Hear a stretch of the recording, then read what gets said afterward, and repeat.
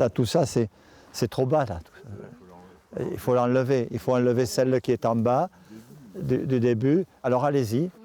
Sous les conseils d'Hubert, une quinzaine de stagiaires s'exercent à tailler ce pommier.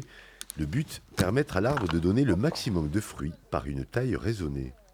C'est au moment où la sève va commencer à pousser dans l'arbre, on va voir apparaître les bourgeons qui seront les bourgeons qui feront du bois et les bourgeons qui feront du fruit.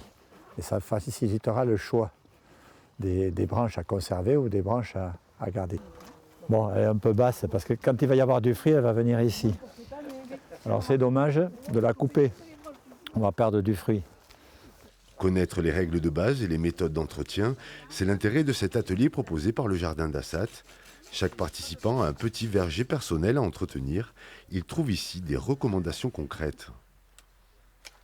D'en plein à la pratique, parce que la théorie c'est bien beau, mais là on voit ce qui se passe exactement dans le verger, ce qu'il faut faire ou ne pas faire, quelle branche il faut tailler, comment privilégier. Donc c'est très intéressant comme information.